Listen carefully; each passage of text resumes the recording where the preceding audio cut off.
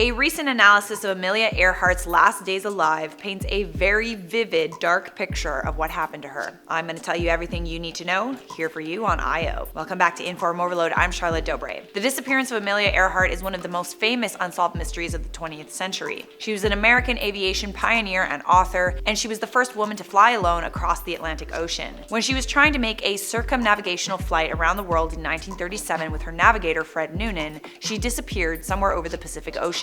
Richard Gillespie is the executive director of the International Group for Historic Aircraft Recovery, and he's pieced together a trail of distress calls made by Amelia Earhart that were picked up by civilians as well as government agencies across the entire world. In a 30-page research paper, Gillespie wrote that he believes Amelia crash-landed on the uninhabited Gardner Island and sent out distress calls. Her plane was named the Electra, and its radio could only communicate within a few hundred miles. But the transmitter's signals were skipping off the ionosphere and were being carried great distances. The result was people with shortwave radios were picking up her distress calls.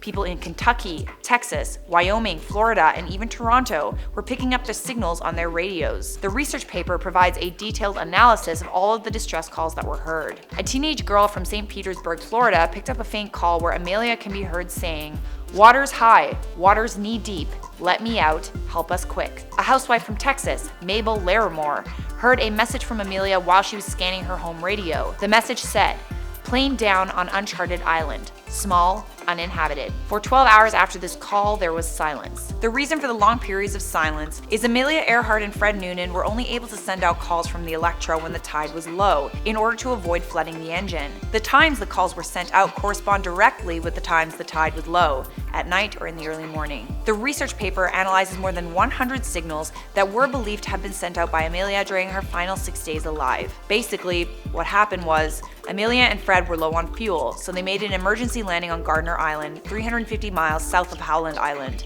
It was the only place that they could land the plane. The heartbreaking part about all of this is that people were hearing these cries for help and they couldn't do anything about it. Amelia's last transmission was on July 7, 1937.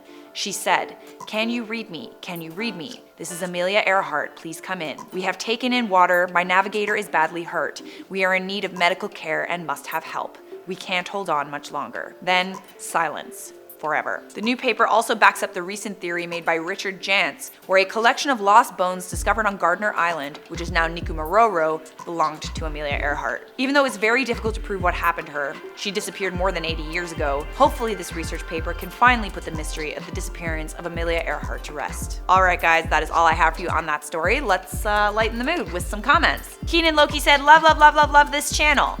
Love, love, love, love you." Kevin Luna said, "Charlotte doesn't even have to try to be savage. She eats, drinks, and breathes savagery." That's me, your old savage potato over here. Julio Pinato said, "Hey I.O., I heard that the Yellowstone National Park closed because they discovered a fissure near the geyser. I didn't know that. Thanks for the tip." Turtle God said, "You're a turtle." No, you're a turtle. I'm a potato. This end screen means the video is over. Don't you worry, there's another great I.O. video right over here, or what about that playlist? Make sure you leave a like on this video, stay subscribed to I.O. and turn on those notifications. You should also follow me on Instagram at Charlie Chaplin. Otherwise, I will see you in the next I.O. video.